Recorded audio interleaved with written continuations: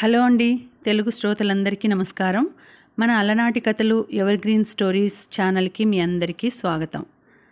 ఎంత దూరం ఈ పయనం 9వ భాగంలో ఉన్నాము.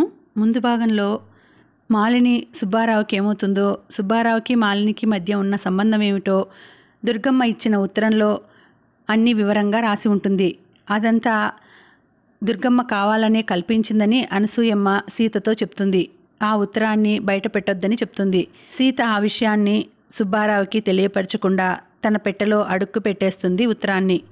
సుబ్బారావు తన వ్యాపారాన్ని హైదరాబాద్కు మార్చడంతో అందరూ హైదరాబాద్కు వెళ్తారు. అనసూయమ్మ అక్కడికి రానని చెప్తుంది. తర్వాత కొంతకాలానికి అనసూయమ్మ కాశీకి వెళ్ళి గంగలో నీట మునిగి చనిపోయిందనే విషయం తెలిసి సీత చాలా బాధపడుతుంది. ఇలా సాగుతూ ఉంది కథ. తర్వాత ఏం జరుగుతుందో ఇప్పుడు తెలుసుకుందాం.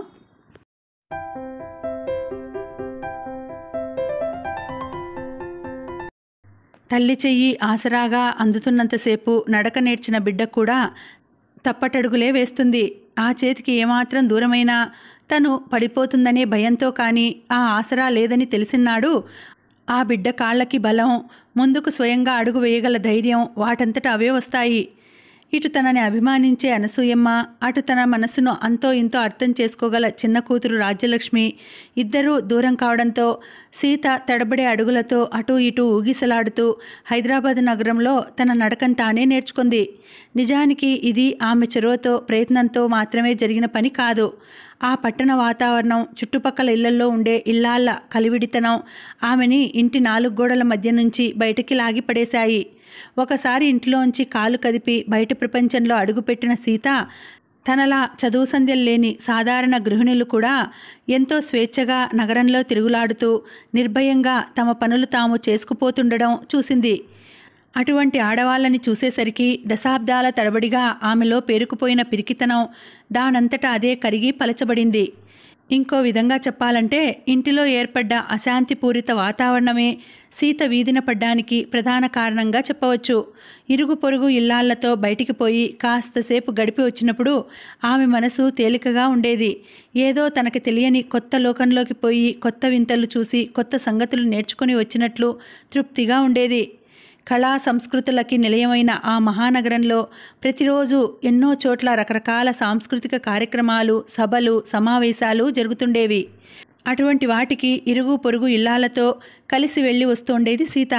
స్త్రీలకి ప్రత్యేకమైన మహిళా సమాఖ్యల్లో తరచూ ఆడవారి సమస్యలపైన, వారి జీవితాల్లో రావాల్సిన మార్పులపైన, పురోభివృద్ధిపైన ఎక్కడెక్కడి నుంచో వచ్చిన పెద్దలు ఉపన్యాసాలు చేస్తుండేవారు. అటువంటి వారిలో పురుషులు ఉండేవారు, స్త్రీలు ఉండేవారు. మగవాళ్లతో స్త్రీలు కూడా వేదికలెక్కి అంత ధైర్యంగా, అంత వివరంగా ఆడవారి సమస్యల్ని చర్చిస్తుంటే ఆశ్చర్యపోతూ వింటుండేది సీత. అలా వాళ్ళు చెప్తున్న వాటిలో సీతకి అన్నీ బోధపడేవి కావు. కొన్ని అర్థమైనా అవి ఆచరణ సాధ్యం కాని వాటిలా అనిపించేవి. మరికొన్ని వినడానికే ఆమెకి భయం పుట్టుకొచ్చేది.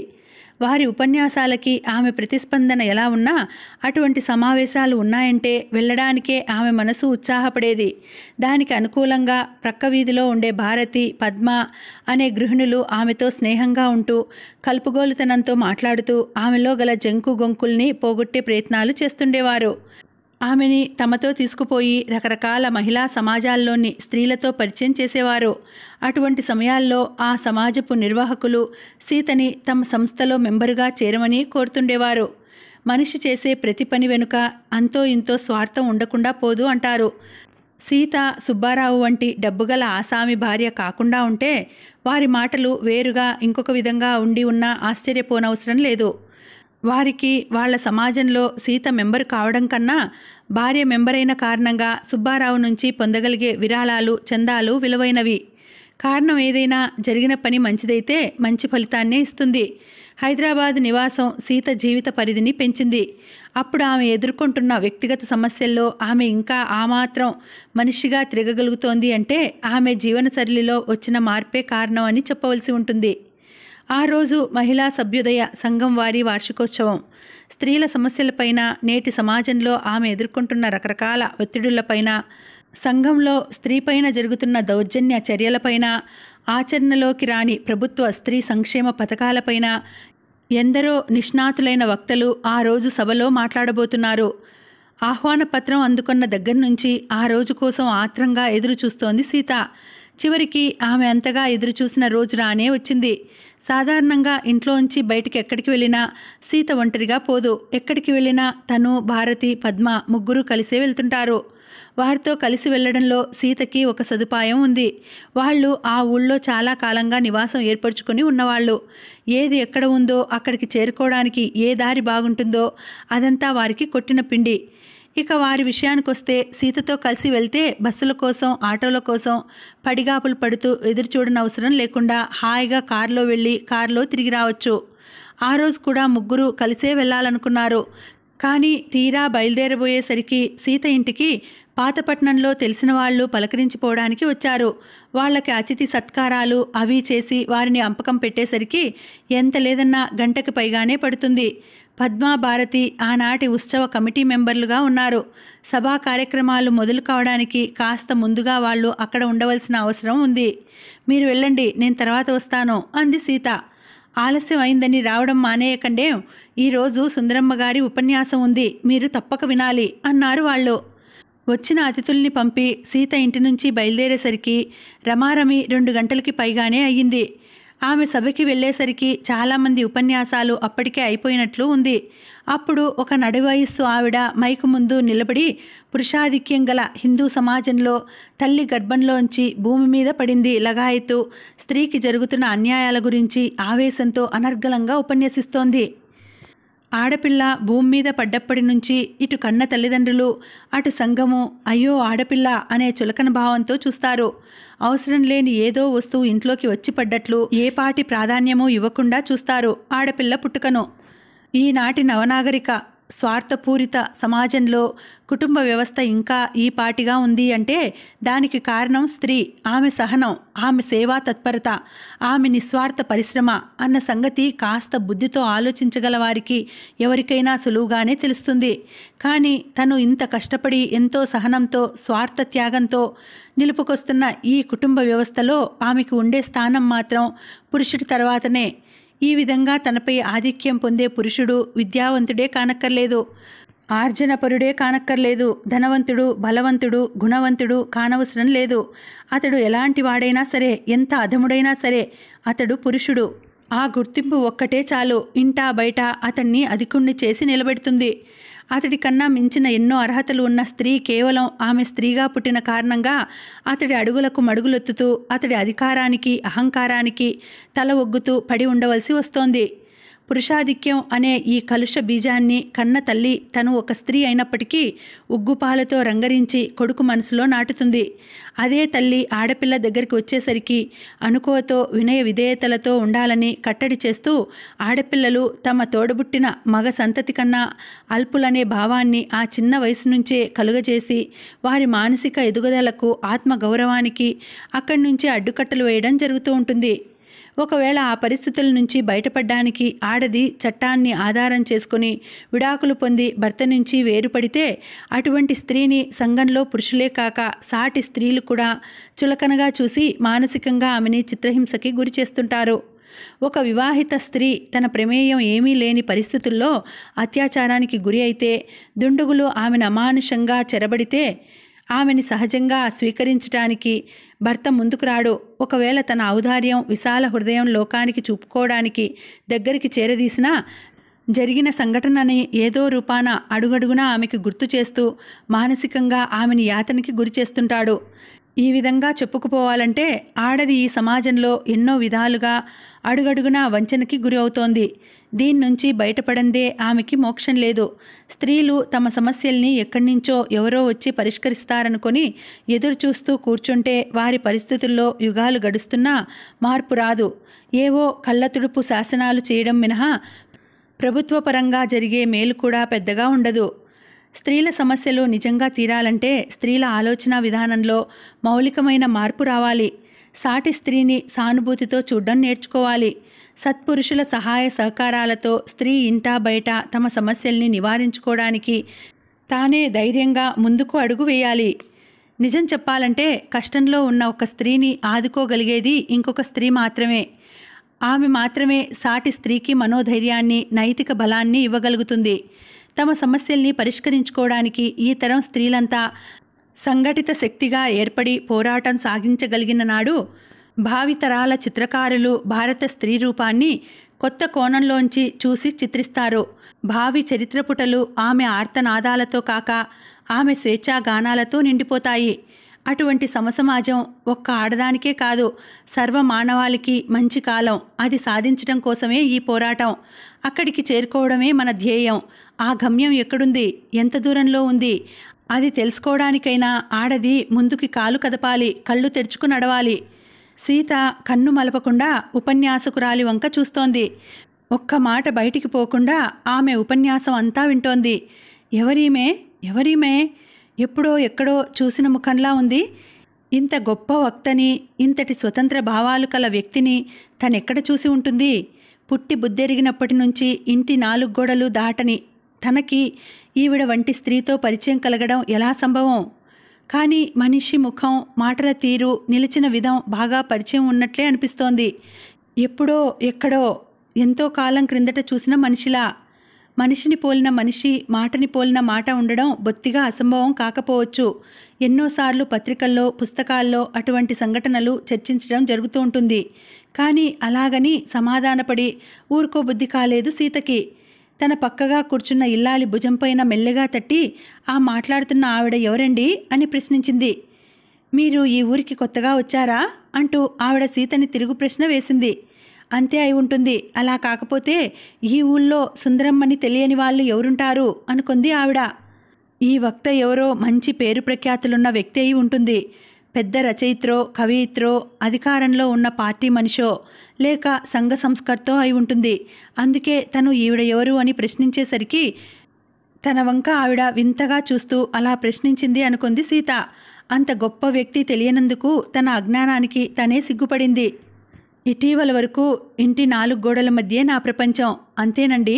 ఇటువంటి సభలు, సమావేశాలు, ఈ విధమైన ఆలోచన రీతులు ఇవన్నీ నాకు కొత్తండి అని ఆమెతో చెప్పాలనుకుని అలా చెప్తే ఆమె తనని చూసి నవ్వుతుందేమో అని సిగ్గుపడి అవునండి అంది ముక్తసరిగా.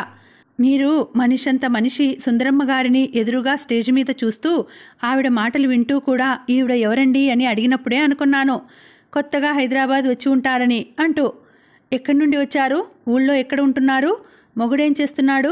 పిల్లలు ఎంతమంది? వగైరా ప్రశ్నలు అడగడం మొదలుపెట్టింది ఆవిడ. తను అడిగిన ప్రశ్నకి సమాధానం ఇవ్వకుండానే తన గురించి పీకి పీకి అడుగుతున్న ఆమె మనస్తత్వానికి సీత మొదట చిరాకు పడ్డా. అవసరం తనది కాబట్టి, మొదట మాట కలిపింది తను కాబట్టి చెప్పాలనుకున్నంత వరకు ఓపిగ్గా ఆమె ప్రశ్నలకి జవాబు చెప్పింది. అప్పటికి సుందరమ్మ ఉపన్యాసం పూర్తి అయ్యి ఆవిడ స్టేజ్ దిగి వచ్చి శ్రోతల్లో కలిసిపోయింది. తరువాత ప్రారంభం కాబోయే సాంస్కృతిక కార్యక్రమం కోసం స్టేజి సిద్ధం చేస్తున్నారు. రండి, ఆవిడను పరిచయం చేస్తాను అంటూ సీతని వెంటబెట్టుకుని పురప్రముఖుల కోసం ప్రత్యేకంగా వేయబడ్డ కుర్చీల వరుసల దగ్గరికి తీసుకుపోయింది ఆవిడ. అక్కడ పెద్ద గుంపులుగా ఆడపిల్లలు ఉన్నారు. వాళ్ళంతా నగరంలోని వివిధ కళాశాలల్లో చదువుతున్న విద్యార్థినులు. వారి చేతుల్లో ఆటోగ్రాఫ్ పుస్తకాలు ఉన్నాయి. సుందరమ్మ ఆటోగ్రాఫ్ కోసం ఒకరిని తోసుకొని ఇంకొకరు ముందుకు పోవడానికి ప్రయత్నిస్తున్నారు. ఆ పిల్లల్లో ఒక అమ్మాయిని వెనక నుంచి చూసి తన కూతురు రాజ్యలక్ష్మి అనుకుంది సీత. రాజు అంటూ ఆ పిల్ల భుజంపైన చెయ్యి వేసింది. ఆ పిల్ల వెనక్కి తిరిగి చూసింది. ఆమె రాజ్యలక్ష్మి కాదు, ఇంకెవరో. మా అమ్మాయి సృజన అంది సీతని అక్కడికి తీసుకొచ్చిన సునయనాదేవి. ఆవిడ సరోజినీదేవి, మహిళా సంఘం సెక్రటరీ.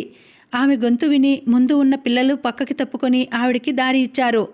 వీరిద్దరూ ఇటు అటు ఉన్న మనుషుల్ని తప్పించుకుంటూ సుందరమ్మ దగ్గరికి చేరుకునేసరికి మరికొంత సమయం పట్టింది. అంతవరకు లైట్ల వెలుగులో వేదికపైన చూసిన సుందరమ్మను అంత దగ్గరగా చూడగానే సీత ఏం చేయాలో, ఎలా మాట్లాడాలో తెలియక తికమక పడింది.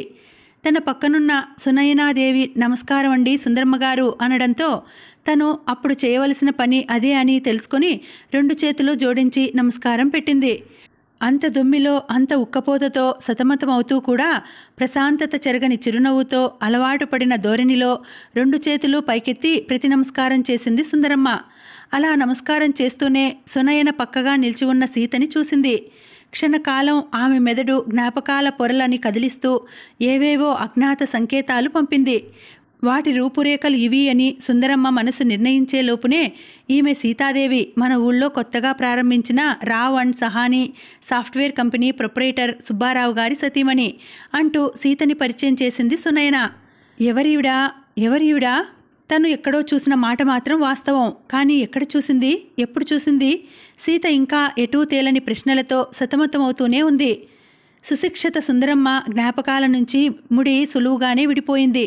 అందులోని అట్టు పుట్టు ఆనవాళ్ల సరంజామా అంతా ఒక్కసారిగా మబ్బులేని చీకటి రాత్రి ఆకాశంలో పొడుచుకొచ్చిన చుక్కల్లా వారిద్దరి మధ్య చిందింపబడ్డాయి. సీతాదేవి, మీరు ఆహా, నువ్వు బొజ్జన్నపేట సీతవేనా అంది. అంతకంటే సహజంగా ఎలా ప్రశ్న వేయాలో ఆ ప్రముఖ రచయిత్రికి ఆ సమయంలో తోచలేదు. సీత కళ్ళ ముందు కాలం కప్పిన మరుపుతెర ఒక్కసారిగా తొలగిపోయింది. సుందరి, నువ్వేనా అంటూ ఒక్కసారిగా ఆమె మీద పడి కౌగిలించుకున్నంత పని చేసింది. మాయామర్మం తెలియని సీతకి నవనాగరిక సభ్య సమాజంలో తిరుగులాడ్డం ఇంకా అలవాటు కాలేదు. అది సభాస్థలి అని, చుట్టుపక్కల వందల సంఖ్యలో మనుషులున్నారని, ఎదుట నిలిచి ఉన్న ఆడపిల్లలంతా తమ వంకే వింతగా చూస్తున్నారని ఇవేమీ తోచలేదు. ఎప్పుడో ఎక్కడో ఏ సంతలోనో పారేసుకున్న అమూల్య వస్తువు అనుకోకుండా తన కంటపడినట్లు సుందర్ని చూడగానే సంతోషపడిపోయింది. ఆ తర్వాత కార్యక్రమం మొదలు కావడానికి ఇంకా సమయం ఉంది. అలా బయటికి వెళ్ళి మాట్లాడుకుందాం రా అంటూ సీతని బయటకు పిలుచుకుపోయింది సుందరమ్మ ఉరఫ్ సుందరి. సభా కార్యక్రమాలన్నీ పూర్తి అయ్యేసరికి రాత్రి 10 గంటలైంది. సుందరిని కూడా తమతో రమ్మని బలవంతం చేసింది సీత. ఇంత రాత్రి పొద్దుపోయాక ఇప్పుడు ఎందుకు సీత? మీ ఇంటి అడ్రస్సు చెప్పావు కదా, ఇంకొక రోజున వస్తాను అని సుందరి ఎంతగా చెప్పినా సీత ఒప్పుకోలేదు. ఎలాగా మా ఇల్లు దాటే కదా నువ్వు వెళ్ళవలసింది, ఒక్కసారి అక్కడ ఆగి వెళ్దువు గాని, నిన్ను ఎక్కువసేపు అట్టే పెట్టనులే అంటూ పట్టుపట్టింది. తను అనుకోకుండా చూసిన సుందరిని అప్పుడే సుబ్బారావుకి చూపించి అతడిని కూడా ఆశ్చర్యపరచాలని సీత తొందర. సుందరి ఇంకెప్పుడో తమ ఇంటికి వస్తే అప్పుడు అతడు ఇంట్లో ఉండకపోవచ్చు. అంతేకాక ఇంత సంతోష వార్తని అంతవరకు పెదవి దాటి రాకుండా దాచి ఉంచడం తనకి సాధ్యమయ్యే పని కాదు. అప్పుడు ఆ సమయంలో అయితే అతడు నికరంగా ఇంట్లో ఉంటాడు. సీత అనుకున్న విధంగానే వాళ్ళ ఇంటికి చేరేసరికి సుబ్బారావు ముందు హాల్లోనే ఉన్నాడు. ఇదిగో ఏమండోయ్, మహిళా సమాజం మీటింగుకి పోయి మీకోసం ఏం తెచ్చానో చూసారా అంది సీత ఉత్సాహంగా, ఇంకా హాల్లో తిన్నగా కాలు పెట్టకుండానే. భార్య ముఖంలో అటువంటి సంతోషం, మాటలో ఉత్సాహం, తృప్తి సుబ్బారావు ఇటీవల చాలా కాలంగా చూడలేదు. ఎప్పుడో చిన్నతనంలో తాము కొత్తగా సంసారం మొదలుపెట్టిన రోజుల్లో ఆమె మాటల్లో, నడకలో ఇంతలా జీవం ఉరుకులు పెడుతూ ఉండేది. మళ్ళా ఈనాడు ఏమైంది? సీతలో ఇంత మార్పు తేగల సంఘటన ఆ సమావేశంలో ఏం జరిగింది? సుబ్బారావు ఊహించుకోలేకపోయాడు. సీత వెనుక సుందరమ్మ, పద్మ, భారతి అంతా ఒక్కసారిగా హాలులో కాలు పెట్టేసరికి ఇదేదో మహిళా సమాజానికి సంబంధించిన విశేషం అయి ఉంటుంది అనుకున్నాడు. తను నైట్ డ్రెస్లో ఆడవాళ్ల ముందు నిలవవలసి వచ్చినందుకు సంకోచపడుతూ రండి వేళకాని వేళ వచ్చారు, ఏమిటి విశేషం అన్నాడు వారికి నమస్కరిస్తూ. పద్మ, భారతి అతడికి తెలిసిన వాళ్లే. వాళ్ళు సీతని తమతో తీసుకుపోవడానికి తమ ఇంటికి తరచూ వస్తూ పోతూ ఉండడమే కాక రకరకాల ప్రదర్శనలు, చారిటీ షోలకి పెద్ద టిక్కెట్లు అంటగట్టడానికి అతడి ఆఫీస్కు కూడా వస్తుంటారు. ఈ మూడో ఆవిడ ఎవరో కొత్త మనిషి. బహుశా ఈవిడని తనకి పరిచయం చేయడం కోసమే భార్య అప్పుడు ఆవిడని వెంట పెట్టుకుని వచ్చి ఉంటుంది. దానికి సీత అంత ప్రాధాన్యం ఇస్తున్నదంటే ఆవిడ నిజంగా ఎవరో ప్రముఖ వ్యక్తి అయి ఉండాలి. ఏ రాజకీయ నాయకురాలో లేక రాష్ట్ర మంత్రివర్గ సభ్యురాలో ఎవరో అయి ఉండాలి. కొత్తగా ఈ నగరంలో స్థిరపడ్డానికి వచ్చిన తనకి అటువంటి వ్యక్తులతో పరిచయం ఎంతైనా ఉపయోగపడుతుంది. ఎలాగైతేనే సీత తెలుసో తెలియకో ఇంతకాలానికి ఒక మంచి పని చేస్తోంది అనుకొని ఆదరపూర్వకంగా ఆమె వైపు చూస్తూ, ఇంతకీ వీరిని నువ్వు పరిచయం చేయనేలేదు అన్నాడు సీతతో. నేను వేరుగా పరిచయం చేయడం ఎందుకండి, పరీక్షగా చూస్తే మీ అంతటా మీరే పోల్చుకోగలరు అంది సీత చిలిపిగా అతడి వంక చూస్తూ. భార్య అలా అంటుంటే ఎదుట నిలిచిన స్త్రీ వంక ఎవరా అన్నట్లు మరి కాస్త పరీక్షగా చూశాడు సుబ్బారావు. ఒడ్డు పొడుగు మనిషి మంచి హుందాగా ఉంది. చదువు సంధ్యలు, మనోధైర్యం ఉన్న ఆడదానిలా ఉంది. నిరాడంబరమైన ఆ దుస్తుల్లో కూడా ఆమె ప్రత్యేకత ఏదో కొట్టొచ్చినట్లు కనిపిస్తోంది. కానీ ఎంత ఆలోచించినా ఆమె ఎవరో సుబ్బారావుకు గుర్తు రాలేదు. తనకి తెలిసి ఉన్న ఆడవారిలో ఈమెను నిలపడానికి అతడికి ఎక్కడా స్థలం దొరకలేదు. భర్త మౌనంతో అతడు సుందరిని గుర్తించలేకపోయాడు అని సీత తెలుసుకుంది. ఎవరో కాదండి, మన సుందరి, బొజ్జన్నపేట వామనరావు గారి మేనకోడలు సుందరండి అంది సంతోషంగా. ఒక్కసారిగా సుబ్బారావు నవ్వుముఖం మీద తెరపడింది. క్షణకాలం క్రిందట ఎదుట నిలిచిన వ్యక్తి పట్ల అతడి మనసులో కదిలిన భావాలన్నీ తుడిచిపెట్టుకుపోయాయి. ఆమె ఎంతటి ప్రాముఖ్యం గల వ్యక్తి అయినా, ఎటువంటి అధికార స్థాయిలో ఉన్నా ఆమెతో పరిచయాన్ని అతడిప్పుడు కోరడం లేదు. ఆమె ముందు నుంచి తను ఎంత తొందరలో తప్పుకోగలిగితే తనకి అంత మంచిది అనుకున్నాడు. సీత నోట బొజ్జన్నపేట సుందరి అన్న మాట విన్న మరుక్షణంలోనే అతడు ఆ నిర్ణయానికి వచ్చాడు. అతడు తన జీవితం పుటల్లోంచి పూర్తిగా తుడిచిపెట్ట చూస్తున్న బొజ్జన్నపేట జ్ఞాపకాన్ని సుందరి రాక కెలికినట్లు అయింది. పాత జీవితపు సంకెళ్ళని ఒకటొకటిగా ప్రయత్నపూర్వకంగా తను తెంపుకుపోతున్న ఈ తరుణంలో సుందరి తన ఇంట కాలు పెట్టడం సుబ్బారావుకి ఏదో అశుభ సూచకంగా తోచింది. సుందరిని ఇంటికి తీసుకువచ్చి భార్య అనుకోని విధంగా తనని వెన్నుపోటు పొడిచినట్లు గిలిగిల్లాడిపోయాడు. బొజ్జన్నపేట పొలిమేరలు దాటి పాతపట్నంలో అడుగుపెట్టడం, వ్యాపారం పేరుతో వ్యవసాయపు అడుసునేలల నుంచి బయటపడ్డం, మాధవ కుటుంబం నుంచి కూడా దూరమై మిగిలిన ఆ గుర్తుల్ని కూడా తుడిచిపెట్టడం, తన మనసు మెచ్చని జ్ఞాపకాల సంకెళ్ళని ఒకటొకటిగా తను తుడిచి పోగు పెడుతుంటే తన బాల్య జీవిత దౌర్భాగ్య దశని తెలిసి ఉన్న ఈ సుందరి ఇప్పుడు ఇలా తన ముందుకు వచ్చి నిలవడం, ఆమెని కలుసుకోవడం ఏదో తనకి పట్టిన మహాదశ అన్నట్లు సీత ఇంతగా పొంగిపోవడం, ఆ సంఘటనని అతడు ఎంతమాత్రం సహించలేకపోయాడు. దీన్ని ఇంతకు మించి పెరగనివ్వకూడదు, ఇక్కడే ఇంతతోనే తుంచివేయాలి ఈ పరిచయాన్ని అనుకున్నాడు సుబ్బారావు.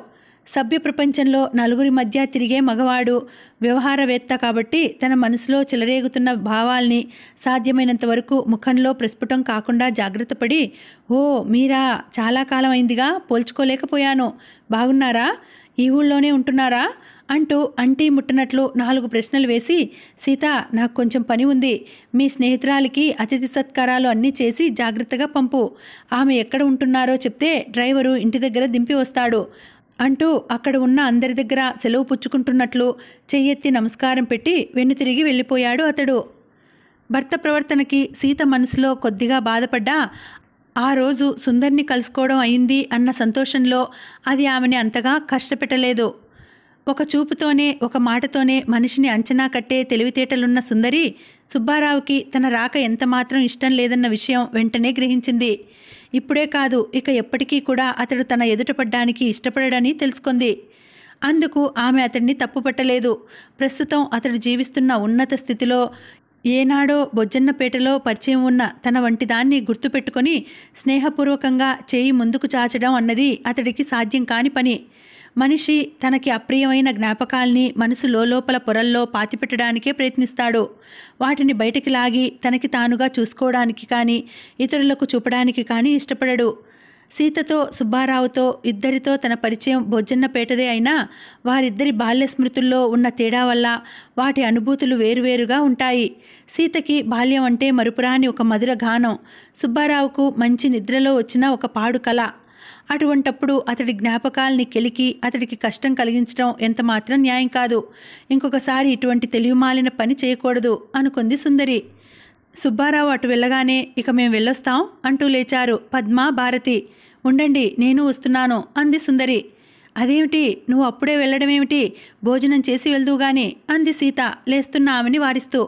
మీ ఇంట భోజనానికి మరోసారి వస్తాను సీత, ఈరోజు నిజానికి ఆకలిగా కూడా లేదు, అక్కడ టీ పార్టీలో కూడా బాగా తినేశాను అంది సుందరి.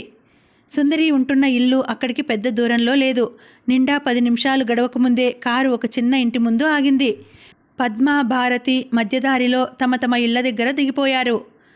డ్రైవరు తలుపు తీసి పట్టుకోగా సుందరి కారులోంచి క్రిందికి దిగుతూ, సీత, ఇప్పుడు నిన్ను లోపలికి రమ్మని ఇబ్బంది పెట్టను, మీ డ్రైవరు ఇల్లు చూశాడు, నీకు తీరుబడి ఉన్నప్పుడు వస్తుండు. సాధారణంగా ఉదయం పూట నేనెక్కడికి పోను, ఇంట్లోనే ఉంటాను. నా ఇల్లు నీ ఇల్లంత పెద్దది కాదు, కానీ మనిద్దరం ప్రశాంతంగా కూర్చొని ఆత్మీయంగా కబుర్లు చెప్పుకోవడానికి తగినంత స్థలం ఉంటుంది అంది సుందరి సీత చేతిని ఆప్యాయంగా నొక్కి విడుస్తూ. సీత తిరిగి ఇంటికి వచ్చేసరికి సుబ్బారావు ఆఫీస్ గదిలో టేబుల్ ముందు లేడు. పక్కగా ఉన్న డ్రాయింగ్ రూమ్లో మాలినితో మాట్లాడుతూ పడి పడి నవ్వుతున్నాడు. గుమ్మంలో సీతను చూడగానే అతడి నవ్వు సడన్ బ్రేక్ పడ్డ ఫారిన్ కార్లా ఒక్క ఉదుటున ఆగిపోయింది. అప్పుడే వెళ్ళడం, ఆవిడని దింపి రావడం కూడా అయిపోయిందా అంది మాలిని. పెద్ద దూరం లేదు, 2 వీధుల కవతలే ఆమె ఉంటున్నది అని జవాబు చెప్పి బట్టలు మార్చుకోవడానికి మేడ మీదకి వెళ్ళింది సీత. ఆమె క్రిందికి దిగి వచ్చేసరికి వాళ్ళు అక్కడ లేరు. సుబ్బారావు ఆఫీస్ గదిలో ఏదో పని చేసుకుంటున్నాడు. మాలిని తన గదిలోకి వెళ్ళిపోయింది. అప్పటికే బాగా ఆలస్యం అయిపోయింది. వంటావిడని భోజనం పెట్టేయమనేదా? గది గుమ్మంలో నిలిచే ప్రశ్నించింది సీత. ఆవిడ లేదు, ఎవరో బంధువుల్ని చూసి వస్తానంటే వెళ్ళమన్నాను. మా భోజనాలు అయిపోయాయి. నీ కోసం భోజనం టేబుల్ మీద హాట్ క్యారియర్లో సర్ది ఉంచింది మాలిని అన్నాడు సుబ్బారావు తను చేస్తున్న పని మించి దృష్టి మళ్లించకుండానే.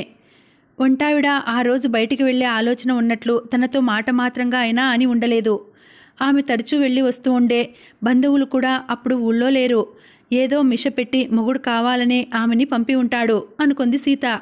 అరగంట క్రితం అతడు అంటీ ముట్టనట్లు సుందరితో మాట్లాడిన తీరు, తన ఇంట కాలు పెడుతుండగా పొట్ట చెక్కలయ్యేలా నవ్వుతూ మాలినితో కబుర్లు చెబుతున్న వాడల్లా తనని చూడగానే నవ్వు ఆపి ఆముదం తాగిన వాడిలా పెట్టిన ఆ ముఖం, ఇప్పుడు తమ ఏకాంతానికి భంగం లేకుండా వంట మనిషిని బయటికి పంపడం అన్నీ కొంచెం సేపటి పూర్వం సీత మనసులో పాల పొంగులా పైకి లేచిన ఉత్సాహం పైన నీళ్లు చిలకరించినట్లు అయింది. అప్పుడు భోజనాల గదిలోకి పోయి ఒంటరిగా టేబుల్ ముందు కూర్చుని భోజనం చేయాలనిపించలేదు. మేడ మీదికి పోయి పడుకోవాలనే తలంపుతో ఆమె వెనుతిరగబోతుంటే సీత అంటూ పిలిచాడు సుబ్బారావు. అప్పుడు ఆ పరిస్థితిలో అతడు తనతో ఏం చెప్పబోతున్నాడా అన్నట్లు ఉన్న చోటునే ఆగి వెనక్కి తిరిగి చూసింది సీత. నీకు ప్రపంచ జ్ఞానం తక్కువ, అందుకే ఇది చెప్తున్నాను. ఇలా అయిన వాళ్ళని కాని వాళ్ళని సమయాలు లేకుండా ఇంటికి తీసుకువచ్చి నా పీకల మీదకి ఎక్కించకు. నీకు వాళ్ళు స్నేహితులు, సన్నిహితులు, ఆప్తులు అనుకుంటే, వారితో కలిసి సమయం గడపాలనుకుంటే ఇంకేదో ఏర్పాటు చేసుకుని వాళ్ళని కూడా వెంటబెట్టుకుని పోయి సరదాగా గడిపిరా. నేనేం అభ్యంతరం చెప్పను. అంతేకాని ముందుగా నాతో చెప్పకుండా ఇలా ఎవరిని ఇంటికి వెంటబెట్టుకురాకు అన్నాడు తీక్షణంగా. అతడి చేతిలో కొరడా లేదు. కానీ ఆ మాటలు సీత మనసుపైన కొరడా జలిపిస్తూ కొట్టినట్లే తగిలాయి. సాయంకాలం తను విన్న ప్రసంగాల్లో మాటలు ఆమె చెవుల్లో గుడిగంటల్లా మారుమ్రోగాయి. తనది అనుకొని ఇంతకాలం భ్రమపడుతున్న ఈ ఇంట్లో తనెవరు?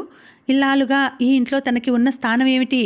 జీవితంలో మొదటిసారిగా సీత వాస్తవాన్ని అర్థం చేసుకోవడానికి ప్రయత్నించింది.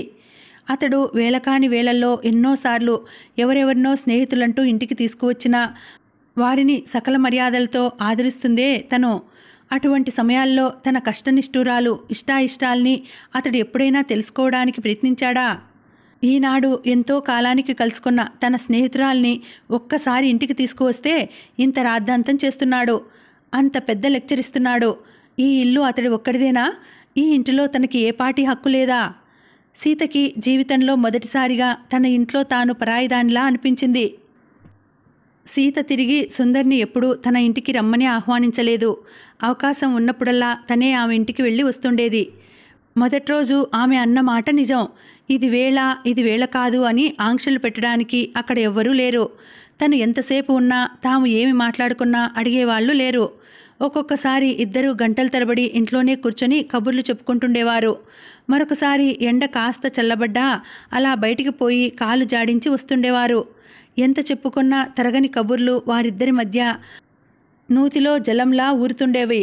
చిన్ననాటి ఆటపాటలు, బొజ్జగణపతి గుడిసెలో పూజలు, అమ్మవారి తిరునాళ్ళు, శివరాత్రి జాగారాలు, పెళ్ళిళ్ళు, పేరంటాలు, అటువంటి సమయాల్లో పోటాపోటీలుగా ఆడపిల్లలు పాడే పాటలు, అన్నలతో ద్రహాసాలు, వదినలతో పరిహాసాలు, ఎన్ని కబుర్లు! ఆ అమాయక లేత వయసులో మనసుపైన హత్తుకుపోయిన ఎన్ని ముచ్చట్లు!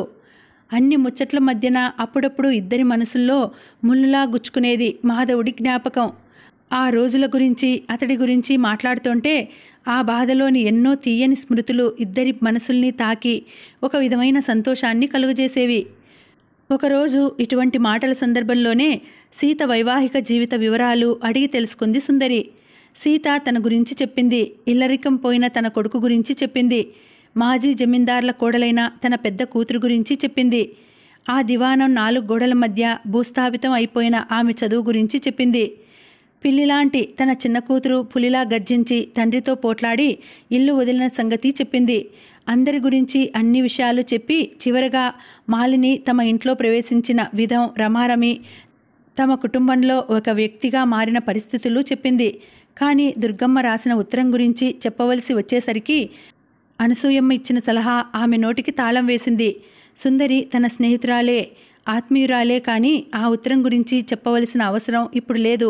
ఎప్పుడో సమయం వచ్చినప్పుడు ఆ పని చేయవచ్చు అనుకుని ఊరుకుంది. సీత వదిలిన చోటు నుంచి సుందరి తన కథ మొదలుపెట్టింది. ఒక విధంగా నీ జీవితం వడ్డించిన విస్తరి అయితే నాది ఎత్తిపారేసిన ఇంగిలాకు అంది సుందరి గతంలోకి ప్రయాణిస్తూ. నా పెళ్లి గురించి నీకు తెలుసు. అత్తింట కాపురం చేసిన 10 ఏళ్ల కాలం భూలోకంలో నరకం చూశాను. భర్త అత్తమావల ఆరళ్ళు పడలేక 2 సార్లు ప్రాణం తీసుకోవడానికి ప్రయత్నించాను. 2 సార్లు నా ప్రయత్నం ఫలించకపోవడంతో దేవుడు ఏదో కారణంగా నన్ను బ్రతికి ఉంచాలని చూస్తున్నాడు అనుకొని ఆ నరకంలోనే బ్రతుకు వెళ్ళదీశాను. త్రాగుబోతూ తిరుగుబోతూ అయిన తండ్రికి పుట్టిన కురూపులు, అంగవికలలు అయిన 2 పిల్లలకి జన్మ ఇచ్చి ఆ పురిటి గదికే వారి జీవితాల్ని అంకితం చేశాను. 9 నెలలు కడుపున మోసి కన్న ఆ పసికందులు భూమి మీద పడి పడకముందే తుది శ్వాస తీస్తే నాకు వారి గురించి ఏమాత్రం విచారం కలగలేదు. వారి జన్మకి కారకురాలినైన నా అపరాధాల్ని భగవంతుడు క్షమించి వారికి నాకు విముక్తి కలిగించాడని సంతోషించాను. ప్రతి కారు మేఘానికి ఒక జలతారు అంచు ఉంటుంది అనే ఆంగ్ల సామెతలా నా కటిక చీకటి జీవితంలో కూడా ఒక మంచి రోజు వచ్చింది. నా దృష్టిలో అది శుభదినం, కానీ ఇతరుల దృష్టిలో అది ఏ ఆడదానికి కూడా జీవితంలో రాకూడని దుర్దినం. భర్త వల్ల సంక్రమించిన పుట్టెడు రోగాలతో తోడబుట్టిన తమ్ముడిలాంటి ఆడబిడ్డ కొడుకుతో వ్యభిచరించాననే అపనింద వేసి భర్త, అత్తమామలు, ఆడబిడ్డ కొట్టి తిట్టి ఇంటిలోంచి తరిమి తరిమి కొట్టారు. నిజానికి అటువంటి అపవాదుతో అత్తిల్లు వదలవలసి వస్తే ఏ స్త్రీ అయినా సహజంగా బాధపడుతుంది. కానీ నేను బాధపడలేదు. నన్ను ఇంటి నుంచి వెళ్ళగొట్టద్దని వాళ్ళని బ్రతిమాలలేదు. అంతవరకు 2 చేతులతో ఎవరో గట్టిగా పీక నులుముతూ అంతలో ఏదో కారణంగా వదిలిపెడితే ఆ మనిషి పొందే అనుభూతి పొందాను. ఆ రోజున బ్రతకడానికి చావడానికి కూడా నాకు స్వేచ్ఛ లభించినట్లు అనిపించింది. కానీ చేత పైసా లేక రోగాల పుట్టలాగా రొచ్చుకంపు గుంటలాగా మిగిలిపోయి ఉన్న నేను ఎక్కడికి పోవాలి? ఎలా బ్రతకాలి? ఎవరి ఆశ్రయం కోరాలి? ఆనాటి సమాజంలో ఏదో కారణం వల్ల మొగుడు విడిచిన ఆడదానికే పుట్టింట అన్నా వదినల దగ్గర ఆశ్రయం దొరకదు. అటువంటిది ఒంట్లో పుట్టెడు జబ్బులతో తలమీద వ్యభిచార నిందతో అత్తింటి నుంచి బయట కాలు పెట్టిన నాకు కన్నవారు ఆశ్రయం ఇచ్చి ఆదుకుంటారని ఆశించేటంత తెలివిమాలిన దాన్ని కాను. చావును ఎదిరించి మనిషిగా బ్రతకాలనే కోరికతో, బ్రతుకు తెరువు అందుకోలేని అసక్తతతో ఊరూరా వాడవాడ వీధి వీధి గాలించాను. ఎక్కడైనా నా కాలు మోపి స్వేచ్ఛగా నడిచిపోవడానికి సన్నని కాలిబాట అయినా కనిపించకపోతుందా అనే ఆశతో. అటువంటి సమయంలో ఒక మహామనిషి, ఒక దయామయి నన్ను ఆదుకొని నా ఒంటికి పట్టిన రోగాల్ని, నా మనసుకి పట్టిన భయాల్ని పోగొట్టి నన్ను కొత్త మనిషిగా మార్చింది. అంతటి దయకి, ప్రేమాభిమానాలకి నేను అర్హురాలిని కాను అని నాకు తెలుసు. అయినా ఆమె తన మంచి మనసుతో, మానవతా దృక్పథంతో నా బ్రతుకు బరువు మోసి నాకు పునర్జన్మ ప్రసాదించింది. ఆమె ఎవరు, పేరేమిటి, ఊరేది అని నువ్వు ప్రశ్నిస్తే అటువంటి ప్రశ్నలకి నా దగ్గర సరైన సమాధానం లేదు. ఆమె ఒక దేవత, అంతవరకే నేను చెప్పగలిగేది. నాకు నా వంటి మరి ఎందరికో ప్రాణం పోసి బ్రతకడం నేర్పడానికి ఈ భూమి మీద ప్రభవించిన ఒక మానవతా స్వరూపం ఆమె అని మాత్రం చెప్పగలను. అక్కడి వారంతా ఆమెని సాధువమ్మ అంటారు. వాళ్ళు అలా ఎందుకంటారో నాకైతే తెలియదు. ఆమె చూడ్డానికి సన్యాసినిలా ఉండదు. కాషాయ గుడ్డలు కట్టదు. ధర్మోపన్యాసాలు, పూజలు, భజనలు చేయదు. మంత్రతంత్రాలు తనకి తెలుసునని చెప్పుకోదు. తనను చూడవచ్చిన వారిని దీవించి కనీసం విభూతి అయినా ఇవ్వదు. మరి ఆమెని సాధువమ్మ అని ఎందుకంటారు? ఆమె దయార్ద్ర హృదయం, ఆమె మితభాషిత్వం, ఆమె త్యాగనిరతి, ఏ బాధల్లో ఉండి ఎవరు ఎప్పుడు తన ముందుకు వచ్చినా ఆత్మీయతతో పలకరించే ఆమె సహజ సరళ స్వభావం. పతితులార భ్రష్టులార, బాధాతప్త దష్టులారా, ఏడవకండి అంటూ అటువంటి వారిని ఓదార్చి తన నీడలోకి తీసుకునే ఆమె మానవతా దృక్పథం అన్నీ కలిసి ఆమెకి సాధువమ్మ అనే బిరుదాన్ని ఇచ్చాయేమో. ఆ పేరులో ఉన్న సాధువుతో నాకు పని లేదు. ఆమెలో ఉన్న అమ్మని, జగన్మాతని, శాంభవిని చూడగలిగాను నేను. నాకు మరో జన్మ ఇచ్చి నాలో బ్రతకాలనే కోరిక పోసి మనిషి అయి పుట్టాక జీవితానికి ఒక అర్థం, పరమార్థం ఉండాలనే ఆలోచన నాలో కలుగజేసిన ఆ తల్లి చచ్చిపోతూ నాకొక్క మాట చెప్పిపోయింది. సుందరి, మిగిలిన ఈ కొద్దిపాటి డబ్బును నీ చేతిలో పెట్టిపోతున్నాను. నీలాంటి మరికొందరు స్త్రీలకి చేయూతనియ్యి. స్త్రీగా పుట్టింది ఏడ్చి ఏడ్చి చావడానికి కాదు, మనిషిగా బ్రతకడానికి అని వారికి ధైర్యం చెప్పు. మనం ఆడవాళ్ళం, ఒకరికొకరం సహాయం చేసుకోకపోతే మనకి ఇంకెవరూ సహాయం చెయ్యరు సుందరి. ఈ మాట మాత్రం జ్ఞాపకం ఉంచుకో. ఇది నా కోరికగా భావించు అంది ఆమె. ఆ తల్లి కోరిక తీర్చడమే ఇప్పటి నా జీవితాశయం. దానికోసమే నేను బ్రతుకుతున్నాను, దానికోసమే బ్రతుకుతాను. నా రాతలతో, నా మాటలతో, ఉడతా భక్తిగా నేను చేయగల సేవలతో నా వంటి ఇంకొక స్త్రీ తన బ్రతుకు బాగుపరుచుకోగలిగినా నా శ్రమ ఫలించినట్లే, నా తల్లి కోరిక తీరినట్లే అంది సుందరి ఆ చల్లని తల్లి తలంపులతో కళ్ళల్లో తిరిగిన నీటిని పైట కొంగుతో తుడుచుకుంటూ. సీత ఇంట్లో కాలు పెట్టేసరికి ఇల్లు సందడిగా ఉంది. అనుకోని విధంగా అతిథులెవరో వచ్చి ఉంటారనుకుంది. ఆ రోజు వనితావని సమాజంలో వరకట్న సమస్యలపైన చక్కని నృత్య నాటిక ఉంది. సంగీత సాహిత్యాలతో పాటు వాటిని అభినయించేవారు కూడా నృత్య నాటక రంగాల్లో లబ్ధ ప్రతిష్ఠులు కావడంతో అంత పెద్ద హాలు ప్రేక్షకులతో పూర్తిగా నిండిపోయింది. కార్యక్రమం జరిగిన 2 గంటల కాలం 2 నిమిషాల్లా గడిచిపోయింది. ఆనాటి ప్రోగ్రాంలో మొదట సుహాసిని, శుభాషిని అనే అక్కచెల్లెళ్ళ లలిత సంగీత కార్యక్రమం ఉంది. అది పూర్తి కాగానే సీత ఇంటికి వెళ్ళాలనుకుంది. కానీ అటు తర్వాత జరగబోయే నృత్య నాటిక చాలా బాగుంటుందని భారతి పట్టుబట్టి ఆమెని నిలిపివేసింది. పిల్లా జల్లాతో ఇంట్లో వంట వార్పు చేసుకోవాల్సిన మేమే కదలకుండా కుర్చీలకు ఎంటుకుపోయి కూర్చోగా మీకేం తొందర, హాయిగా ఇంట్లో అన్ని పనులు చూసుకోవడానికి వంట మనిషి ఉంది. కాదంటే ఈ రోజుకి సుబ్బారావు గారు ఒంటరిగా కూర్చుని భోజనం చేయవలసి వస్తుందేమో అంది పద్మ. వాళ్ళు అంత పట్టుబడుతుంటే కాదని తోసిపుచ్చి ఇంటికి పోయి పెద్దగా చేసే పని కూడా ఏమీ లేదు. ఆ కార్యక్రమం పూర్తి అయ్యాక వారితో కలిసిపోతేనే సరి అనుకుని ఆగిపోయింది సీత.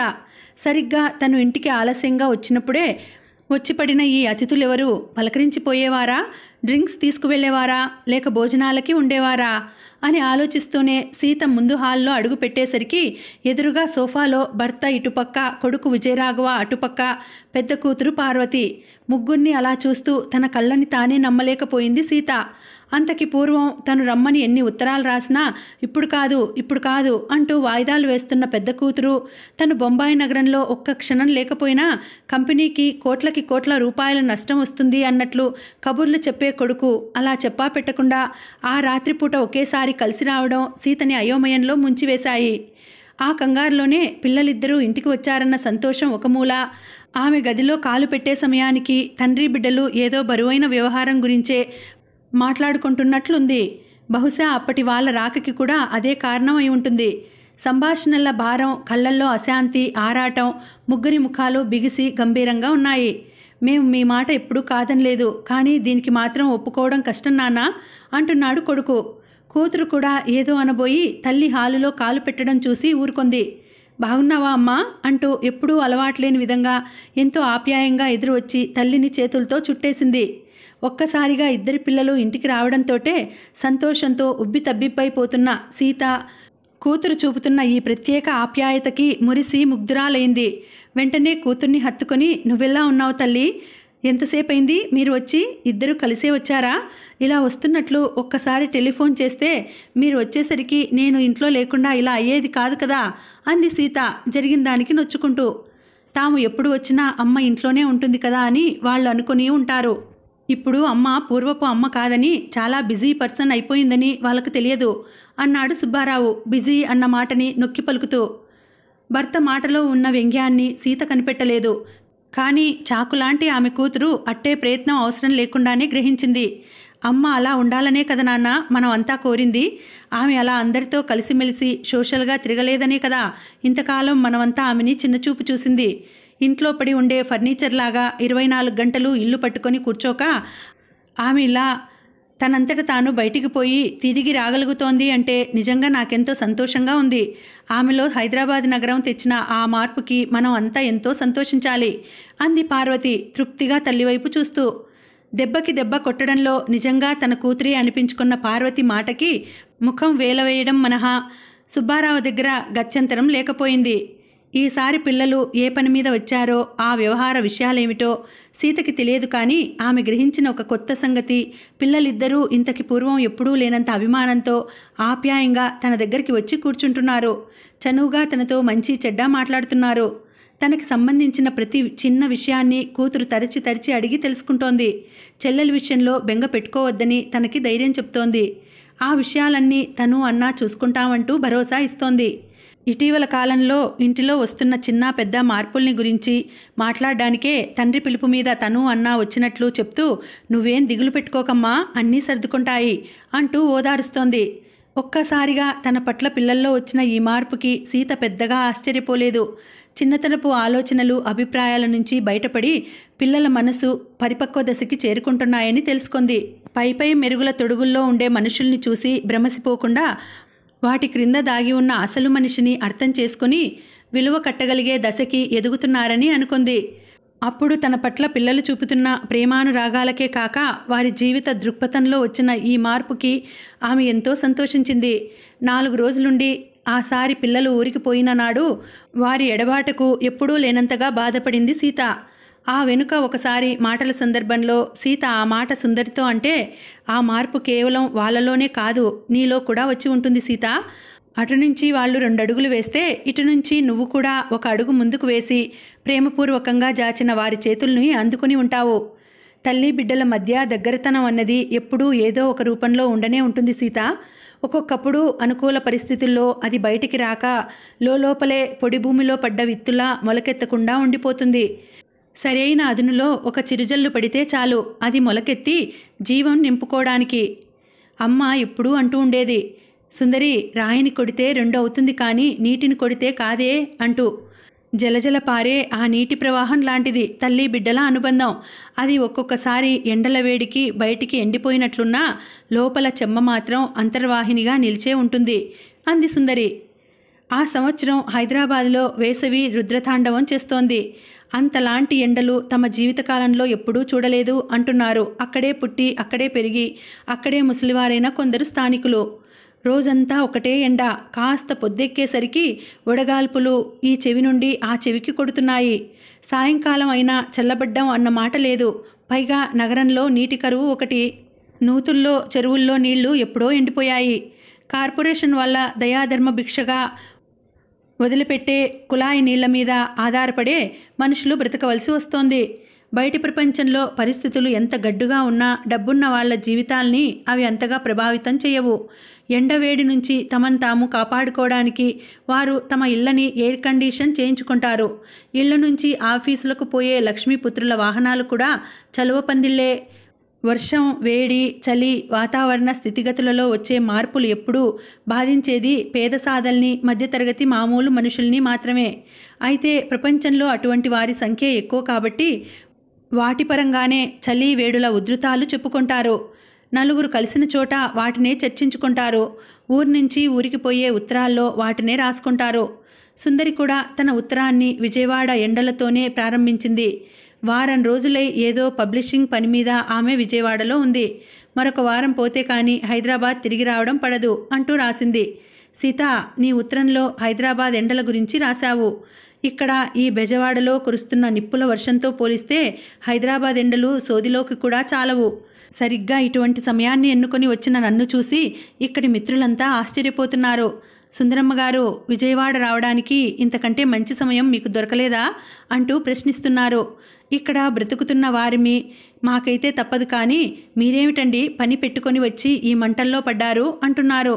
వాళ్ళు అన్న మాట నిజమే. మరి 2 నెలల పాటు ఈ ప్రయాణాన్ని వాయిదా వేసి అప్పుడు వచ్చి ఉంటే అప్పటి వాతావరణం కొంత చల్లబడి ఉండేది. ప్రాణానికి ఇంతకన్నా కాస్త సుఖంగా ఉండేది.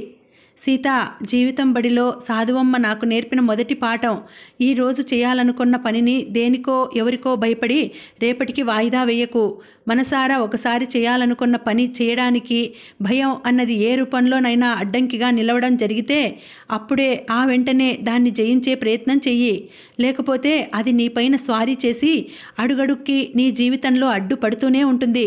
తాడును చూసి పట్టపగలే పామని భయపెడుతుంది అనేది ఆవిడ. అందుకే విజయవాడ ఎండలకి భయపడి తోక ముడవకుండా పట్టుదలతో పని పూర్తి అయ్యే వరకు ఇక్కడ ఉండడానికే నిశ్చయించుకున్నాను. లేకపోతే వచ్చిన మరునాడే అందిన మొదటి రైలు అందుకొని హైదరాబాద్ వచ్చి ఉండేదాన్ని అంటూ విజయవాడ ఎండల కథ రాసిన సుందరి ఉత్తరంలో అంతా వేడి, చివరగా ఒక చల్లని మాట రాసింది. సీత, 2 రోజుల క్రిందట నీ చిన్న కూతురు రాజ్యలక్ష్మిని కలుసుకున్నాను. ఆమె ఉంటున్న ఇంటికి వెళ్ళాను. పీయూసీలో తన క్లాస్మేట్ ఉమా వాళ్ళ ఇల్లని చెప్పింది. ఆ ఉమ ఎవరో బహుశా నీకు తెలిసే ఉండవచ్చు. మన ఇద్దరి స్నేహం కథ చెప్పాను. ఒక రోజంతా తనతోనే ఉన్నాను. తన గురించి అన్ని విషయాలు తెలుసుకున్నాను. తన ప్రశ్నలకి నాకు మంచివి అని తోచిన సమాధానాలు ఇచ్చాను. నీ చిన్న కూతురు ధైర్యంగా ఉంది. సలక్షణంగా ఉద్యోగం చేసుకుంటోంది. మనిషి మనసు ఉత్సాహంగా ఉన్నాయి. నువ్వు తన కోసం కంగారు పడవలసిన పని లేదు. ఈ మధ్య ఎప్పుడో ఒకసారి హైదరాబాద్ వచ్చి నిన్ను కలుస్తానని చెప్పమంది. ఎండిన భూమిలో వర్షించిన తొలకరి జల్లులా సీత మనసుపైన సంతోషాన్ని చిందించింది సుందరి తన ఉత్తరంలో రాసిన ఆ చివరి వార్త. ఉత్తరంలో ఆ భాగాన్ని పదే పదే చదువుకోవడంలో మునిగిపోయిన సీత అందుతో పాటే వచ్చిన ఇంకొక ఉత్తరాన్ని చాలాసేపటి వరకు చూడనేలేదు. అది ఒక కవరు. మొదట అది తనకి వచ్చిన ఉత్తరం కాదేమో అనుకుంది సీత. తీరా చూస్తే కవరు పైన తన పేరే ఉంది. దస్తూరిని చూసి ఎవరు రాసింది తెలుసుకోగలుగుతుందేమో అని మరికొంత సమయం ఖర్చు చేసింది. అది సాధ్యపడలేదు. కొంత పరిచయం ఉన్న దస్తూరిలాగే ఉంది, కానీ ఫలానా వారిది అని నిర్ధారించే వీలు కలగలేదు. హైదరాబాద్ వచ్చాక శాంతతో ఉత్తర ప్రత్యుత్తరాలు రమారమి ఆగిపోయినట్లే. మనుషులు అప్పుడప్పుడు కలుసుకుంటుంటే, ఉత్తరాల్లో రాసుకుంటుంటే వార్తలకి విలువ ఉంటుంది. సమీప భవిష్యత్తులో కలుసుకుంటారనే అభిప్రాయం ఉన్నా పాత సంగతులు మరుపున పడకుండా ఉత్తరాల్లో తిరగతోడవచ్చు. అవి రెండూ లేని నాడు మేము క్షేమం, మీరు క్షేమమేనా తరహా ఉత్తరాలు పంట భూముల్లో లేచే కలుపు మొక్కల్లా ఎటువంటి ఉపయోగం లేకుండా పోతాయి. అటువంటి వాటి వల్ల రాసిన వారికి కానీ అందుకున్న వారికి కానీ ఎటువంటి తృప్తి ఉండదు. వాటిని సాగించాలనే కోరిక ఉండదు. సీత చేతిలో ఉన్న పెద్ద కవరు విదేశాలకు వెళ్లే ఉత్తరాలకు ఉపయోగించే రంగురంగుల ఎయిర్ కవరు. ఆ కవర్ని చూసే అది తనకి కాదనుకుంది సీత. దాన్ని ఎన్నిసార్లు అటూ ఇటూ తిప్పి చూసినా అది ఎవరు రాసిందో ఊహించుకోలేకపోయింది. అది ఎక్కడి నుంచి వచ్చిందో ఆ చిరునామా కవరు పైన లేదు. పోస్టు ముద్రలు కూడా తిన్నగా స్ఫుటంగా లేవు. కవర్ చించి అందులో దొంతిగా పెట్టిన కాగితాల్ని బయటకు లాగి మడతలు విప్పి సాపు చేసి చూసింది సీత. ప్రియమైన అత్తయ్య, మొదటి పేజీలో ఉన్న ప్రారంభ వాక్యం. గబగబా కాగితాలు వెనక్కి తిప్పి చివరి పేజీలో సంతకం చూసింది. నీ మేనకోడలు లలిత. ఆ ఉత్తరం లలిత రాసింది. అంత పెద్ద ఉత్తరం లలిత రాసింది. ఇంతకాలం గడిచిపోయాక ఇప్పుడు లలిత తనకి ఉత్తరం ఎందుకు రాసింది? ఎప్పుడైనా తను ఇల్లు మారితేనో లేక ఉద్యోగం మార్చి ఊరు మారితేనో అప్పటి అడ్రస్సు తెలియచేయడానికి కార్డు పైన 1-2 వాక్యాలు రాసి పడేయడం మినహా ఇంత పెద్ద కవరు ఇంతకి పూర్వం లలిత ఎప్పుడు రాసి ఉండలేదు. ఇప్పుడు ఈ ఉత్తరంలో లలిత తనకి అందివనున్న సమాచారం ఎటువంటిది? మంచా చెడ్డా? సీత గుండెలు ఏదో అజ్ఞాత భయంతో గడగడలాడాయి. ఆమె చేతిలో ఉత్తరం ఫ్యాను గాలికి రెపరెపలాడుతూ అలాగే ఉండిపోయింది. లలిత అన్న 3 అక్షరాల మీదే ఆమె చూపులు నిలిచిపోయాయి. చదువు, చదువు, ఇంకా కాలయాపన చేయక వెంటనే చదువు. చదవందే అందులో ఏం రాసిందో నీకెలా తెలుస్తుంది? ఎవరో పక్కన నిలిచి తన్ను హెచ్చరిస్తున్నట్లు అనిపించింది సీతకి. గబగబా మొదటి నుంచి చివరి వరకు 3 పేజీల ఉత్తరం తిన్నగా ఊపిరైనా పీల్చుకోకుండా ఒక్క ఉదుటిన చదివింది సీత.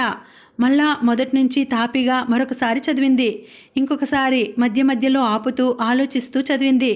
మరొకసారి, ఇంకొకసారి, మళ్ళా మొదటి నుంచి, మధ్య నుంచి, చివరి పేజీ ప్రారంభ వాక్యాలు, ముగింపు వాక్యాలు, అలా అప్పటికి ఎన్నిసార్లు చదివిందో ఆ ఉత్తరాన్ని. ఆమె కళ్ళు లలిత వంకట్టింకర అక్షరాల్ని చూసి చూసి అలసిపోయాయి. అందులో విషయ గాంభీర్యంతో ఆమె మనసు మొద్దుబారిపోయింది. ఏం చేయాలి? తనిప్పుడు ఏం చేయాలి? ఇటువంటి వార్త అందుకున్నాక ఏమీ చేయకుండా ఎలా ఊరుకోవడం? అందున లలిత ఇంతలా భారం అంతా తనపైన పెట్టి నువ్వు తప్ప ఇంకొక ఆధారం ఏదీ లేదని ఇంతగా రాస్తుంటే ఏమీ చేయకుండా చేతగాని వాజమ్మలా చేతులు ముడుచుకుని ఎలా కూర్చోవడం? కూర్చోక తనేం చేయగలదు? సమయానికి సరిగ్గా భర్త ఎప్పుడూ అందుబాటులో ఉండడు. కంపెనీ పని అనే సాకు పెట్టుకొని హైదరాబాద్ ఎండల్ని తప్పించుకుంటూ ఏ డార్జిలింగ్లోనో కాశ్మీర్లోనో మాలినితో ప్రేమయాత్రలు సాగిస్తున్నాడు. తను వెళ్తున్నప్పుడే చెప్పి వెళ్ళాడు తిరిగి వచ్చేసరికి 1 వారం రోజులు పైగా కావచ్చని. ఆ పైన మరొక వారం అయినా ఆశ్చర్యపోనక్కర్లేదు. అతడు 2 వారాల పాటు లేకపోయినా ఆఫీస్లో పని ఆగిపోదు. ఇది నవీన యంత్రయుగం. ఆఫీసుల్లో పనిపాట్లు సక్రమంగా సాగడానికి పూర్వకాలంలా అధికారులు కుర్చీలకు అంటుకుపోయి కూర్చోనవసరం లేదు. ప్రపంచం ఆ వైపున ఉండి ఈ వైపు పనిపాట్లు పర్యవేక్షించవచ్చు. అలా ఆలోచిస్తున్న కొద్దీ సీతకి మతిపోతోంది. ఏదో ఒకటి చేయాలనే తొందర, ఏమీ మార్గం తోచని అయోమయ స్థితి. సుందరి ఊళ్ళో లేకపోవడం ఆమెకు చెయ్యి నరుక్కున్నట్లుంది. ఎదుట ఉన్న ఉత్తరాన్ని బట్టి ఆమె తిరిగి వచ్చేసరికి కనీసం మరో వారం అయినా పట్టేలా ఉంది. ఏమీ చేయడానికి పాలుపోక గదిలో మతిపోయిన దానిలా అటూ ఇటూ తిరుగుతోంది సీత. మాటిమాటికి ఉత్తరంలో లలిత రాసిన మాటలు గుర్తుకు వస్తున్నాయి. ఆనాడు డబ్బు లేక నాన్నని పోగొట్టుకున్నామత్తా, ఈరోజు అమ్మని కూడా ఆ ధనరక్కసికి బలి చేయలేను. అమ్మ పరిస్థితి ఏమీ బాగాలేదు. ఆమెను పరీక్షించిన డాక్టర్లు, స్పెషలిస్టులు ఎంత తొందరలో గుండె ఆపరేషన్ జరిగితే అంత మంచిది అంటున్నారు. రోజురోజుకి అమ్మ పరిస్థితి విషమిస్తోంది. హార్ట్ సర్జరీ అంటే మాటలతో పనా అత్తా? ఇప్పటికిప్పుడు అంత సొమ్ము నేనెక్కడి నుండి తేగలను? భర్త పిల్లలతో తన సంసారం తను చేసుకుంటున్న అక్క మాత్రం ఎలా సర్దుబాటు చేయగలదు? ఈ పరిస్థితిలో అత్త, నువ్వు తప్ప నాకు వేరే దిక్కు తోచలేదు. నాన్నగారు ఉన్నప్పుడు ఆ వెనుక కూడా నువ్వు మా కుటుంబానికి ఎంతో సహాయం చేశావు. ఆ విషయం నేనెప్పుడూ మర్చిపోలేను. ఆ రుణం మేమెప్పటికీ తీర్చుకోలేము. పెట్టే దాత ముందే యాచకుడు ఎప్పుడూ చెయ్యి జాస్తాడు. పెట్టని వారిని అర్థించి నిరాకరణ పొందడం కన్నా పెట్టే వారి చేత లేదనిపించుకున్న మనిషికి ఒక ఊరట ఉంటుంది. అయితే ఇప్పుడు నిన్ను నేను అడుగుతున్న సొమ్ము ఉచితంగా ఇవ్వమని కోరడం లేదు. అలా అడగడం కూడా అన్యాయం. అక్క మాట ఎలా ఉన్నా నేను ఉద్యోగం చేసుకుంటూ ఒంటరిగా ఉన్నాను. అభిమానంతో నువ్వు ఇచ్చే ఈ సొమ్మును చివరి పైసా భర్తీ అయ్యే వరకు నా కడుపు కట్టుకుని అయినా తీరుస్తానని అమ్మ తలపై చెయ్యి పెట్టి నీకు మాటిస్తున్నాను. నాకు మాతృభిక్ష పెట్టు అత్తా. నా చేతకానితనం వల్ల అమ్మని పోగొట్టుకుంటే ఇక ఈ జీవితంలో ఎప్పటికీ నన్ను నేను క్షమించుకోలేను. లలిత తన మనసులో వ్యధనంతా అత్త ముందు ఒలకబోస్తూ ఉత్తరం రాసింది. తల్లి పట్ల గల ప్రేమతో ఆమె అనారోగ్య స్థితిని చూస్తూ తన నిస్సహాయ పరిస్థితిలో హృదయం చిట్లి రక్తం కారుతోంటే అందులో తన ఆక్రోశం అనే కళాన్ని ముంచి రాసిన రక్తాక్షరాల్లా ఉన్నాయి ఉత్తరంలో ఆ మాటలు. తన ఆరాటంతో లలిత అత్త ముందు అంతగా ప్రాధేయపడుతూ ఉత్తరం రాసిందే కానీ నిజానికి దాని అవసరం అక్కడ ఎంత మాత్రం లేదు. వదినకి అనారోగ్యం, అది ప్రాణసంకటమైన గుండె జబ్బు అని తెలిసిన వెంటనే సీత ఒక నిశ్చయానికి వచ్చింది. ఏది ఏమైనా తను వెంటనే సొమ్ము పట్టుకు వెళ్ళాలి. అవసరమైన వైద్యం చేయించి వదినని కాపాడుకోవాలి. కానీ ఎలా ఎలా ఎలా ఉన్న పాటున అంత సొమ్ము జమ పెట్టడం ఎలా? అదే అప్పుడు సీత ముందున్న పెద్ద ప్రశ్న. ఏ విధాన కొరుకుడు పడని గడ్డు ప్రశ్న. తన అసక్తతకి, తన అసమర్థతకి సీతకి కళ్ళల్లో నీళ్లు తిరిగాయి. ఎటూ దిక్కుతోచని మనసు భారంగా అయిపోయింది. అంతలోనే ధైర్యం తెచ్చుకు లేచింది సీత. అలా ఏడుస్తూ కూర్చుంటే జరిగే పని కాదు అది. తన మొగుడి అన్యాయానికి అన్న బలి అయిపోయాడు. తన అసమర్థతతో వదినని కూడా పోగొట్టుకోలేదు. రోగికి జరగవలసిన చికిత్స జరిగాక చావు బ్రతుకు దైవాధీనం. కానీ డబ్బు లేని కారణంగా జరగవలసిన వైద్యం సకాలంలో జరగక ఒక నిండు ప్రాణం మట్టిలో కలిసిపోతే అది ఘోరం, అది అమానుషం. సీత ఆలోచనలైతే సరి అయిన దారిలోనే ప్రయాణిస్తున్నాయి. ఆచరణలోనే అసలు చిక్కు ఎదురై కూర్చుంది. ఎలా డబ్బు సమకూర్చడం, అందుకు ఎవరి సహాయం కోరడం? అంతలో ఆమె మనసులోకి వచ్చింది ఒక ఆలోచన. ముసిరిన చీకట్లలో తొలకరి మెరుపు మెరిసినట్లు ఒక జ్ఞాపకం. తన పేర బ్యాంకులో విడిగా కొంత సొమ్ము ఉంది. అత్త రాజమ్మ చనిపోయాక ఆమె పొలంపైన వచ్చే పంట, చెల్లెలికి పసుపు కుంకాల నిమిత్తం అంటూ ఆ సొమ్మును సీత అకౌంట్లో జమ కడుతుండేవాడు మాధవుడు. ఏ కారణంగానో సుబ్బారావు ఆ అకౌంట్ని సీత పేర అలాగే ఉంచుతూ వచ్చాడు. పాతపట్నం నుంచి హైదరాబాదుకు ఆ అకౌంట్ మార్చే సందర్భంలో సీత చేత అతడు ఆ విషయం చెప్పి కొన్ని ఫారాలపైన సంతకాలు పెట్టించడం ఆమెకు గుర్తు ఉంది. ఎంత లేదన్నా అందులో అసలు వడ్డీతో కలిసి 50-60 వేలకి పైగానే సొమ్ము ఉండి ఉండాలి. ప్రస్తుతానికి దాన్ని తీసుకుని వెళితే ఆ వెనుక సంగతి భర్త ఊరి నుంచి తిరిగి వచ్చాక చూసుకోవచ్చు అనుకుంది సీత. ఏ బ్యాంకులో తన అకౌంట్ ఉందో సీతకి తెలుసు. కానీ నగరంలో ఆ బ్యాంకు ఎక్కడ ఉందో తెలియదు. అంతేకాదు దానికి సంబంధించిన పాస్బుక్, చెక్ బుక్ వగైరా సరంజామా కూడా ఆమె దగ్గర లేదు. అవన్నీ సుబ్బారావు స్వాధీనంలోనే ఉంటాయి. కానీ ఆ బ్యాంక్ మేనేజరు ఒకసారి ఏదో సందర్భంలో తమ ఇంటికి భోజనానికి వచ్చాడు. అప్పుడు సీత అతడిని చూడడం, అతడితో మాట్లాడడం కూడా జరిగింది. ఆ పరిచయంతో ఏదో విధాన ఆ సొమ్ము తీయడానికి వీలవుతుందని అనిపించింది సీతకి. వెంటనే భారతికి ఫోన్ చేసి తనతో ఒకసారి రావడానికి అవుతుందా అని ప్రశ్నించింది.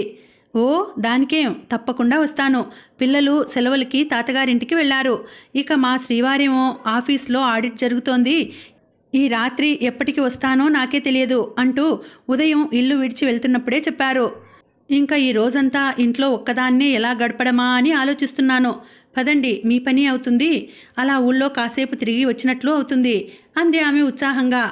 కారులో ప్రయాణిస్తున్న సీత మిగిలిన విషయాలు చెప్పింది. తన దగ్గర పాస్ పుస్తకం, చెక్కు పుస్తకం వంటివి లేవు అన్న సంగతి కూడా చెప్పింది. మీరన్నిటికీ ఊరికే కంగారు పడకండి. మీరు ఎవరో వారికి తెలుసు. వాళ్ళ బ్యాంకులో మీ పేరు సొమ్ము ఉన్న మాట వాస్తవం. అటువంటప్పుడు ఆ పుస్తకాలు లేకపోయినంత మాత్రాన కొంపలేం మునిగిపోవు. ఒక లూజ్ చెక్ తీసుకొని మీకు కావలసిన మొత్తం రాసి ఇస్తే సరి, పని అయిపోతుంది అంది భారతి. భారతి ఆ మాట అన్నాక సీతకి కూడా ధైర్యం వచ్చింది. కారణం, భారతికి బ్యాంకులు, ఆఫీసులు, వాటిలో పనులు జరిగే తీరుతెన్నులు అన్నీ తెలుసు. ఆమె వనితావని సమాజం సెక్రటరీ. డబ్బు వ్యవహారాలన్నీ ఆమె చూస్తుంటుంది. సీత, భారతి శ్రీలక్ష్మి బ్యాంకులో కాలు పెట్టగానే సాదరంగా ఆహ్వానించాడు బ్యాంక్ మేనేజర్ అనిల్ కుమార్. రండి రండి, ఎప్పుడు రానివారు ఇలా వచ్చారు, ఏమిటి విశేషం అంటూ సీతని చూస్తూనే ప్రశ్నించాడు. సీత తను వచ్చిన పని చెప్పింది. దానికోసం మీరింత ఎండలో పడి రావాలా? చెక్ రాసి మీ ఆఫీసులో ఎవరినైనా పంపించినా సొమ్ము తెచ్చిపెట్టేవారుగా అన్నాడు అతడు మానసిక వ్యధతో వాడి ఉన్న సీత ముఖం వంక చూస్తూ. సుబ్బారావు గారు ఊళ్ళో లేరు. పాస్ పుస్తకం వగైరా ఆయన బీరువాలో ఉండిపోయాయట. అందుకే స్వయంగా ఆవిడ రావాల్సి వచ్చింది అంది భారతి. అదేం పెద్ద చికాకు కాదులేండి. చెక్కు ఒకటి ఇస్తాను, మీకెంత సొమ్ము తీయాలనుకుంటున్నారో రాసి సంతకం చేసి ఇవ్వండి అన్నాడు అనిల్ కుమార్. సీత చాలా చెక్కుల మీద సంతకాలైతే పెట్టింది, కానీ స్వయంగా తనంతటి తను ఒక్క చెక్కు కూడా రాసి ఉండలేదు. కనీసం మొగుడు రాస్తున్నప్పుడైనా చూడలేదు. ఎదుట ఉన్న ఆ చెక్కు పైన ఎక్కడ ఏం రాయాలో, ఎలా రాయాలో తెలియక తికమక పడింది. ఇంకేదో పని చూసుకుంటున్న అనిల్ కుమార్ సీత పరిస్థితి గమనించలేదు. కానీ పక్కనే ఉన్న భారతి గ్రహించింది. దాన్ని ఇలా ఇవ్వండి, నేను నింపుతాను, తర్వాత మీరు సంతకం పెడుదురు గాని అంటూ ఎంత సొమ్ము తీసుకోవాలనుకుంటున్నారో అడిగి చెక్ పూర్తి చేసింది. తనని ఆ సంకట స్థితిలోంచి తప్పించినందుకు సీత మనసులోనే భారతికి ధన్యవాదాలు తెలుపుకుంది. సీత చెక్ పైన సంతకం పెట్టగానే మేనేజర్ బెల్ కొట్టి అటెండర్ని పిలిచి క్యాషియర్ గారికి ఈ చెక్కు ఇచ్చి సొమ్ము పట్టుకురా అంటూ చెప్పి పంపాడు. ఎదుట ఉన్న కూల్ డ్రింక్స్ వారిద్దరికీ చెరొకటి ఇచ్చి తనొకటి తీసుకొని అతడు తాగుతుండగానే క్యాషియర్ తలుపు మీద చిన్నగా శబ్దం చేసి స్వయంగా తనే వచ్చాడు. మీరెందుకు శ్రమ తీసుకున్నారు? అటెండర్ చేతికి ఇవ్వలేకపోయారా అన్నాడు మేనేజర్. అతడు సొమ్ము పట్టుకుని వచ్చి ఉంటాడనుకొని. అతడు మెల్లగా మేనేజర్ పక్కకు చేరి, సార్, ఈ అకౌంట్లో అంత సొమ్ము లేదు సార్ అన్నాడు నమ్రతగా. అంత లేకపోతే ఎంత ఉంది? చికాకుగా అతడి చేతిలోంచి పుస్తకాన్ని అందుకుంటూ అడిగాడు మేనేజరు. అందులో నిండా 1000 రూపాయలు కూడా లేవు. ఆ మాటే అతడు ఎదురుగా ఉన్న సీతతో అన్నాడు. ఇదెలా సంభవం? అందులోంచి తనెప్పుడూ సొమ్ము తీయలేదు. మొగుడు కూడా తీసినట్లు గుర్తులేదు. వాళ్ళు ఒక అకౌంట్ చూసి ఇంకొకటి అనుకుంటున్నారేమో అనుకుంది సీత. సీత ముఖంలో కదలాడుతున్న అపనమ్మక భావాల్ని చూసిన భారతి, సరిగా చూశారా? ఆ అకౌంటు సీతాదేవి గారిదేనా అని ప్రశ్నించింది. ఇందులో తబావతు ఏమీ లేదమ్మా. ఈ నెంబరు వారి అకౌంట్ నెంబరే. కావాలంటే ఈ పాత చెక్ చూడండి, ఇది వారి సంతకం పెట్టిందే అన్నాడు క్యాషియర్ తన పనిలో పొరపాటు రాదన్నట్లు. ఇది మీ సంతకమేనా అంది భారతి దానిని సీత ముందు ఉంచుతూ. సీత దాని వంక పరీక్షగా చూసింది. అది ఆమె పెట్టిన సంతకమే, అందులో ఎటువంటి సందేహం లేదు.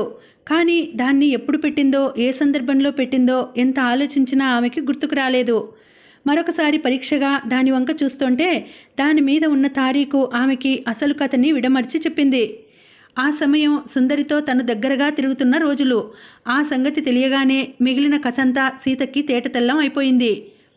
సీత పేరున బ్యాంకులో అంత సొమ్ము ఉంటే సుందరికో లేక మరొకరికో అతడికి తెలియకుండా ఆమె ఆ సొమ్ము ఇచ్చేసే ప్రమాదం ఉంది. ఆ విషయం ఆమెతో స్పష్టంగా చెప్పలేక ఏదో సందర్భంలో ఆ చెక్కుపైన ఆమె సంతకం తీసుకొని ఆ సొమ్మును డ్రా చేశాడు సుబ్బారావు. ఆమెకి హక్కు, అధికారం ఉన్నా లేకపోయినా సీత పేరున కొన్ని కంపెనీల్లో షేర్లు వగైరా ఉన్నాయి. ఇన్కమ్ ట్యాక్స్ తగ్గించుకోవడానికి సుబ్బారావు రకరకాల పెట్టుబడులను ఆమె పేరు మీదుగా పెట్టి ఉన్నాడు. అటువంటి వాటి కోసం చాలాసార్లు దరఖాస్తు ఫారాలపైన, బ్యాంకు చెక్కులపైన సీత సంతకాలు పెట్టవలసి వచ్చేది. అటువంటి సమయాల్లో ఎప్పుడో అతడు అదును చూసుకొని ఆ చెక్కుపై కూడా సంతకం పెట్టించి ఉంటాడు. భర్త చేసిన ఈ మోసానికి సీత మనసు దిమ్మెరపోయింది. అవమానంతో ఆమె ముఖం వివర్ణమైపోయింది. ఆమె అప్పటి స్థితిని చూసిన బ్యాంకు మేనేజరు అనిల్ కుమార్కు, క్యాషియర్ రంగనాథానికి జాలి వేసింది. ఏదో విధంగా ఆవిడకి సహాయపడగలిగితే బాగున్ను అనిపించింది. సీత పేర ప్రత్యేకంగా ఉన్న ఆ అకౌంటులో సొమ్ము లేకపోయినా ఆమెకి, భర్త సుబ్బారావుకు జాయింట్గా ఉన్న రకరకాల డిపాజిట్లు వారి బ్యాంకులో ఉన్నాయి. వాటిలోంచి ఆమెకి కావలసిన మొత్తం లోనుగా ఇవ్వడానికి పెద్ద ఇబ్బందేం ఉండదు. కానీ దానికి సుబ్బారావు సంతకం కూడా అవసరం ఉంటుంది. కనీసం అతడి నోటి మాటనైనా ఏదో విధంగా పొందగలిగితే అతడు తిరిగి వచ్చాక రాతకోతలు చూసుకోవచ్చు అనుకున్నారు. చూడండి మేడం, మీకు వెంటనే సొమ్ము అవసరం అయితే అది పొందడానికి ఒక మార్గం ఉంది. మీ వారు ఢిల్లీలో ఎక్కడ బస చేసి ఉంటారో మీకు తెలుసు కదా. ఆ హోటల్ పేరు చెప్పండి, నేను కాల్ బుక్ చేస్తాను. వీపీ లైటనింగ్ కాల్ అయితే వెంటనే కనెక్షన్ ఇస్తారు. మీరు మొదట మాట్లాడి నాకు రిసీవర్ ఇవ్వండి.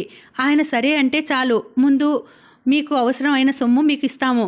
ఆ తర్వాత విషయాలేమిటో మేము తాపీగా చూసుకుంటాము అన్నాడు అనిల్ కుమార్.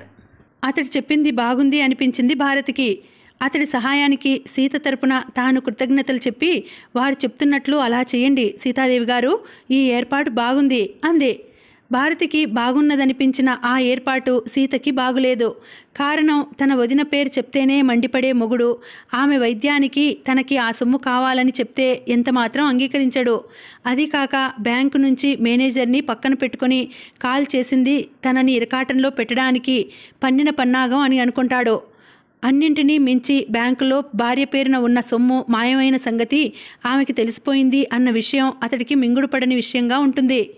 ఏ విధంగా చూసినా బ్యాంకు నుంచి సొమ్ము కోసం మొగుడికి టెలిఫోన్ చేయడం అన్న ఈ పద్ధతి ఆచరణ యోగ్యం కాదనుకుంది సీత. ఆయన ఢిల్లీలో ఉంటూ అటూ ఇటూ తిరగాలన్నారు. ఈ సమయంలో ఫోన్లో దొరకడం కష్టం. ఇంటికి వెళ్ళి నేను ఫోన్ చేసి వారిని మీతో మాట్లాడమంటాను అంది సీత. ఆ పద్ధతి బాగానే ఉంది. సుబ్బారావు గారి నుంచి గ్రీన్ సిగ్నల్ రాగానే సొమ్ము మా మనిషి చేత మీ ఇంటికి పంపిస్తాము. మీరు ఆ మనిషి తెచ్చిన ఫారం పైన సంతకం మాత్రం పెట్టి మాకు పంపేయండి అన్నాడు మేనేజరు. అతడి సహాయానికి ధన్యవాదాలు తెలిపి భారతి, సీత బ్యాంకు నుంచి బయటకు వచ్చారు. ఆవలిస్తే పేగులు లెక్క పెట్టగల భారతి ఇందులో ఏదో తగువ ఉంది అని ఆ నిమిషంలోనే గ్రహించింది. సుబ్బారావు ఫోను మీద దొరకపోవడం మాట అటుంచి అటువంటి ప్రయత్నమైనా చేయడానికి సీత ఉత్సాహం చూపలేదంటే ఆమె వదినగారి జబ్బుకి ఇంత డబ్బు ఖర్చు చేయడం బహుశా అతడికి ఇష్టం ఉండి ఉండకపోవచ్చు అనుకుంది. సరే, అది వాళ్ళ ఇంటి వ్యవహారం, దాని గురించి తను పట్టించుకోవాల్సిన అవసరం లేదు. కానీ ప్రస్తుతం సీతకి డబ్బుతో ఉన్న అవసరం మాత్రం వాస్తవ విషయం. వెంటనే దఖలు పుచ్చుకోవలసిన సంగతి. లలిత రాసిన ఉత్తరాన్ని సీత ఆమెకి చూపించింది. అటువంటి పరిస్థితిలో సీత చేతులు ముడుచుకు కూర్చోవడం అన్నది క్షమించరాని నేరం, అమానుషం కూడా. ఎలాగైనా సీతకి సహాయపడాలని ఉంది భారతికి. కానీ ఎలా అన్నదే ఆమె ఆలోచనకి అందడం లేదు. బ్యాంకులో వేలకు వేలు కూడవేసుకుని కూర్చునే సంసారం కాదు తమది. మొగుడికి వస్తున్న జీతంతో 2 పిల్లల్ని చదివించుకుంటూ హైదరాబాద్ వంటి నగరంలో బ్రతుకు వెళ్ళదీయడానికే సరిగా ఉంది. పోనీ భర్త అయినా ఇంట్లో ఉంటే ఏదైనా మార్గం చూపి ఉండేవాడేమో. అతడు కూడా రాత్రి పొద్దుపోయేదాకా రాడాయే. ఇటువంటి పరిస్థితిలో తను ఏం చేయడం, ఎవరి సహాయం కోరడం? ఇలా ఆలోచిస్తుంటే ప్రగతి ఎలక్ట్రానిక్స్ ప్రొపరేటర్ కేశవరావు పేరు ఆమె మనసులోకి వచ్చింది. అతడు ఆమెకి దూరపు బంధువు, వరుసకి మేనమామ అవుతాడు.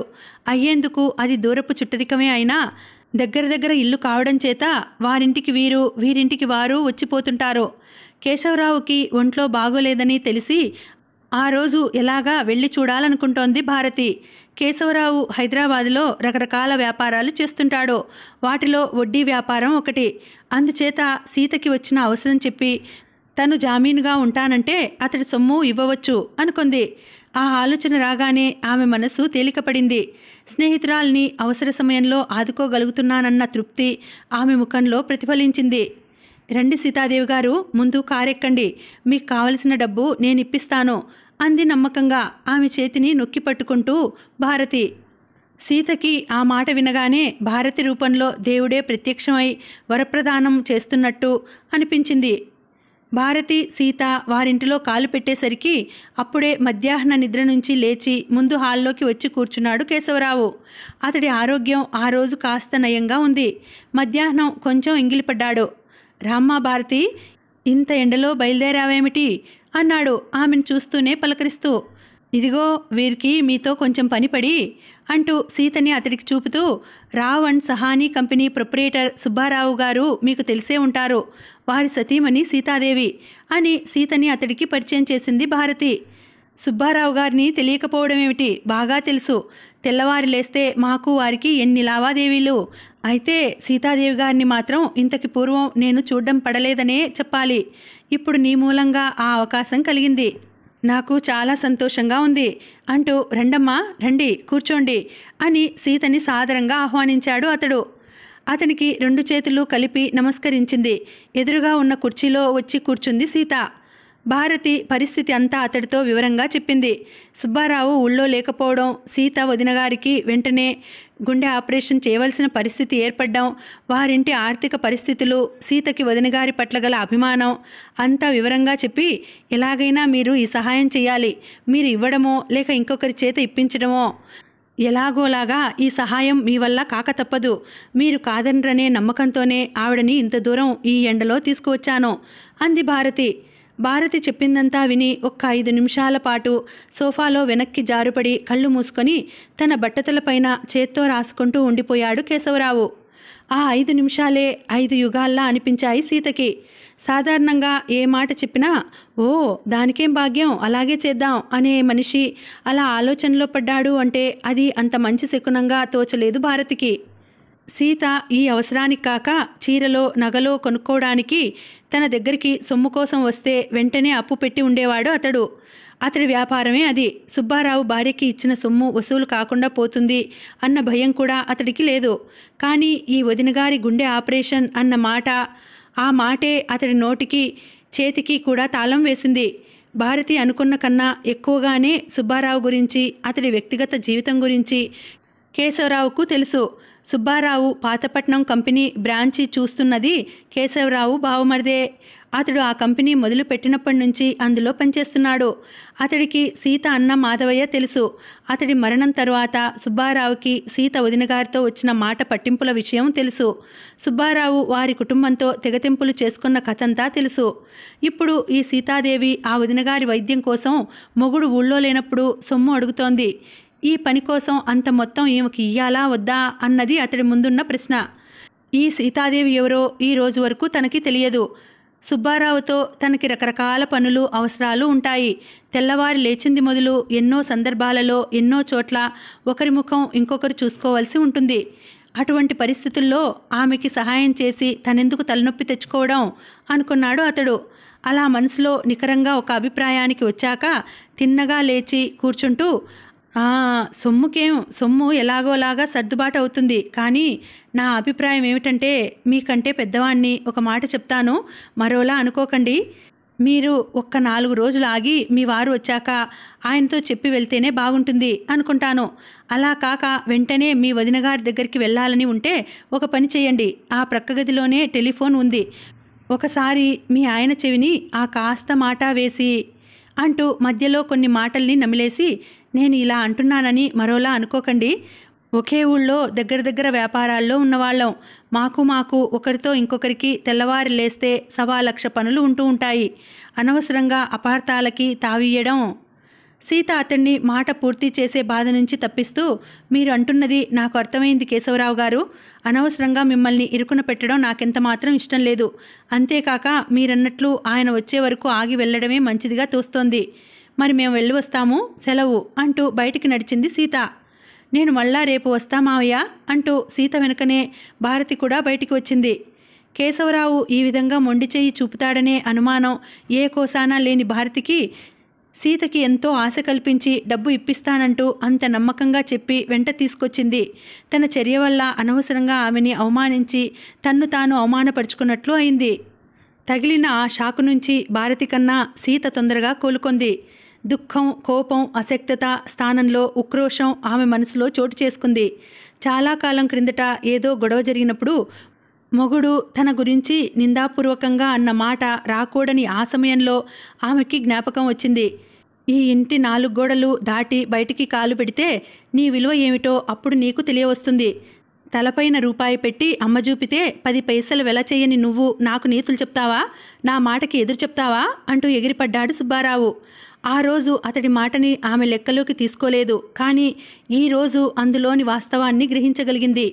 ఇన్ని ఏళ్లపాటు ఒక మనిషిగా జీవితం గడిపాక ఈనాడు తనకి తన బ్రతుక్కి ఉన్న విలువ నిండు సున్నా. తన వల్ల తనకి కానీ ఇతరులకు కానీ జరిగే మేలు పూజ్యం. సంఘంలో సాటి మనుషుల మధ్య తనకున్న పరపతి శూన్యం. ఇంతటి శూన్యంలో తానింతకాలం మనిషిని అనుకుంటూ ఎలా బ్రతకగలిగింది? ఇంత అధమాధమ పరిస్థితి తన జీవితంలో ఎలా తయారైంది? దీనికి తను ఆడదై పుట్టడం కారణమా, లేక తనకి డిగ్రీలు కాలేజీ చదువులు లేకపోవడం కారణమా, గుడ్డిగా మొగుణ్ణి నమ్మి అర్థం ప్రాణం అతడి చేతిలో పెట్టడం కారణమా? కారణం ఏదైనా కానీ ఈనాటి ఈ అనుభవం తన జీవితానికి ఒక గుణపాఠం. ఇంకా కొంతకాలం పాటు ఈ భూమి మీద తను బ్రతకవలసి ఉంటే ఆ బ్రతుకు మాత్రం ఇలా బ్రతకబోదు. 10 పైసల కోసం మొగుడి ముందు చేయి జాచే యాచకురాలిగా మాత్రం బ్రతకబోదు. తనకి చదువు లేకపోతే, ఆఫీసుల్లో ఉద్యోగాలు రాకపోతే పోయే. ఏదో ఒక పని, దొంగతనం రంకుతనం కానీ ఏ పనైనా సరే మనిషి సిగ్గుతో తల వంచుకోనవసరం లేని ఏ వృత్తి అయినా సరే కట్టు బానిసలా ఇంటపడి ఇలా ఉండడం కన్నా ఏదైనా సరే మనిషిగా బ్రతికే ప్రయత్నం తప్పక చేయాలి అనుకుంది సీత కసిగా. ఇక్కడికి ఈ భాగాన్ని ఆపుతున్నానండి. మళ్ళీ వచ్చే వీడియోలో మనం కథను కొనసాగించుదాం. మళ్ళీ వచ్చే వీడియోలో కలుసుకుంటాను. అంతవరకు సెలవు. నమస్తే. Thank you for watching. Bye.